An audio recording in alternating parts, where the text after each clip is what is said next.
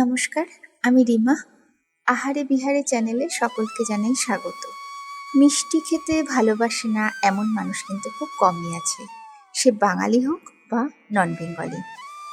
আজ আমি তোমাদের সাথে চির পরিচিত, ভীষণই কমন অথচ অসম্ভব সুস্বাদু মালপোয়ার একটি রেসিপি শেয়ার করতে চলেছি, যা তোমরা বা আমি নিজেও জন্মাষ্টমীতে আমাদের সবার প্রিয় গোপুসোনা বা গোপালের জন্য বানিয়েই থাকি। অনেকেই অনেকভাবেই মালপোয়া বানিয়ে থাকো। আমি কিভাবে বানাই চলো দেখে নেওয়া যাক আমার আজকের ভিডিওতে। প্রথমে মালপোয়ার ব্যাটারটা তৈরি করব। তার জন্য একটি পাত্র নিয়ে নিয়েছি। দিয়ে দিচ্ছি এর মধ্যে 1 কাপ ময়দা, হাফ কাপ দিচ্ছি সুজি, 10 টাকা দামের প্যাকেটের যে গুঁড়ো দুধ হয় সেই 1 প্যাকেট গুঁড়ো দুধ আমি এর মধ্যে দিয়ে দিচ্ছি। হাফ কাপ থেকে সামান্য বেশি দিচ্ছি চিনি। যেহেতু রসে ফেলবো সেই জন্য হাফ কাপের বেশি চিনি দিলাম না। 5টা ছোট এলাচের গুঁড়ো এর মধ্যে দিয়ে দিচ্ছি। যেটা না দিলে মালপোয়া ইনকমপ্লিট, সেটা হলো মৌরি। 1 টেবিল চামচের মতো মৌরি দিয়ে দিলাম। এবারে এই শুকনো উপকরণগুলো ভালোভাবে আগে মিশিয়ে নিতে হবে।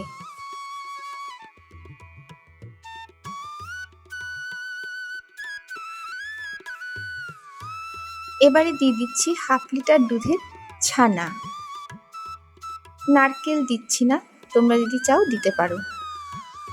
আপাতত 1 কাপের মতন দুধ ঢেলে দিচ্ছি। কোনোভাবেই গরম বা ফ্রিজের ঠান্ডা দুধ দেওয়া যাবে না। চাল দিয়ে ঘরের টেম্পারেচারে রাখা দুধই দেবে। এবারে সবটা একসাথে খুব ভালো করে মেশাতে হবে।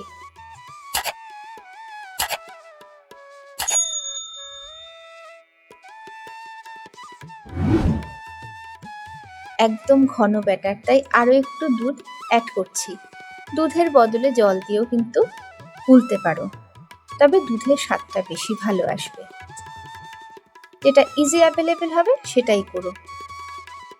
সেকেন্ড টাইম দুধ দিয়েও ভালো করে নেড়ে আবারও মিশিয়ে নিচ্ছি। এখানে একটু বলে দিই, যেহেতু মালপোয়াগুলো রসে ফেলবো সেই জন্য সুজি ময়দা কম বেশি নিয়েছি। যদি ড্রাই অর্থাৎ রসবিহীন বানাতাম তাহলে সুজি ময়দা সমান মাপেই নিতাম। পুরো ব্যাটার কিন্তু আমার তৈরি। যেহেতু সুজি দেওয়া হয়েছে বা হয়ে থাকে, সুজি যাতে ভালোভাবে ভিজে যায় তার জন্য অ্যাপ্রক্স আধ ঘন্টার মতো আমি রেখে দিচ্ছি। এর মধ্যে আমি শিরা বা রসটা রেডি করে নেব। তার জন্য ওভেনে কড়াই বসানো হয়ে গেছে। আঁচ লো টু মিডিয়ামে রেখে দিয়ে দিচ্ছি 1 কাপ চিনি, আর 1 কাপের মতোই দিয়ে দিচ্ছি জল। মালপোয়ার রস একটু হলেও ঘন হয়, তাই খুব বেশি জল দেওয়া যাবে না। একটা হাতার সাহায্যে নেড়ে নিচ্ছি। চিনি মেল্ট হওয়ার অপেক্ষা।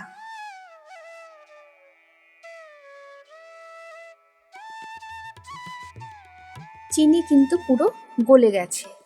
লাস্টবারের মতন গ্যাসের আঁচ একটু বাড়িয়ে নিয়ে ফুটতে দিলাম। হয়ে গেলে বন্ধ করে দেব।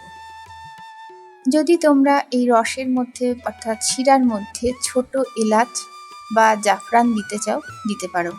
আমি যতটা সম্ভব সিম্পলের মধ্যে দেখানোর চেষ্টা করছি। এদিকে গ্যাসে ফ্রাই প্যানে সাদা তেল দিয়ে তেল গরম হতে দিয়েছি। ব্যাটারটা আরও একটু নেড়ে নিচ্ছি। আঁচ লোতে করে দিয়ে গোল হাতা দিয়ে মালপোয়ার ব্যাটার থেকে অল্প করে নিয়ে তেলে একদম কোনোভাবেই না ছড়িয়ে একটা সেন্টারেই ঢালছি। ব্যাটার নিজেই কিন্তু ছড়িয়ে যাবে। দেখো একদম পাতলা এবং গোলভাবে ব্যাটার কিন্তু ছড়িয়ে একটা পাতলা রুটি বা লুচির মতন হয়ে গেল।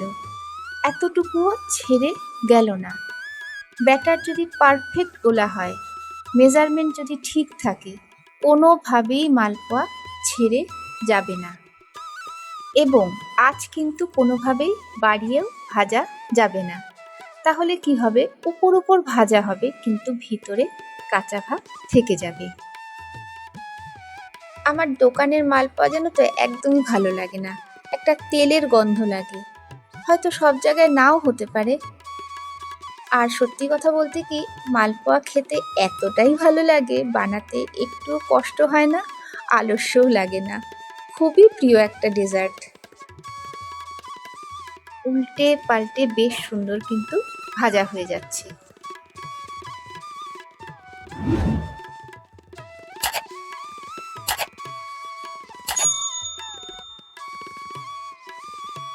এবারে তুলে নিচ্ছি। একটা তৈরি হয়ে গেল। একইভাবে আরো একটা ভেজে নিচ্ছি।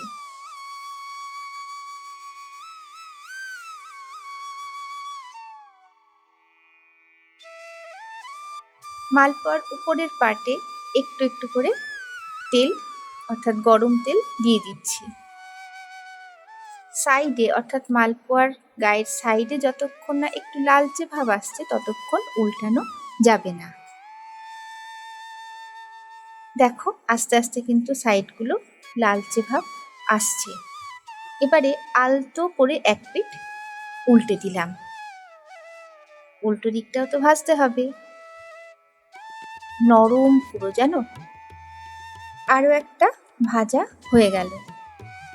এই যে ভাজাটা হলো, এই স্টেজেও কিন্তু মালপোয়াগুলো খেতে দারুণ হয় এবং গোপাল বা যে কোনো ঠাকুরকে চাইলে কিন্তু দিতেই পারো। কিন্তু আমি মালপোয়াগুলোকে গরম রসে ফেলবই। রসালো মালপোয়া খেতে কিন্তু বেশ লাগে। এবার এই গরম রসের মধ্যে মালপোয়াগুলো দিয়ে দিচ্ছি, কিন্তু রসে ফোটানো যাবে না এবং আগা গোড়া রসে রেখে দেওয়াও যাবে না, তাহলে একেবারে ছিঁড়ে ছিঁড়ে যাবে, জাস্ট ভীষণ কান্না পাবে তখন।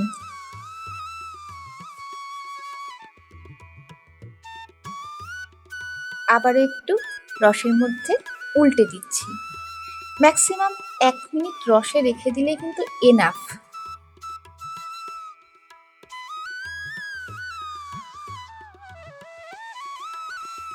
এক মিনিট বাদে আমি আলতো করে তুলে নিচ্ছি।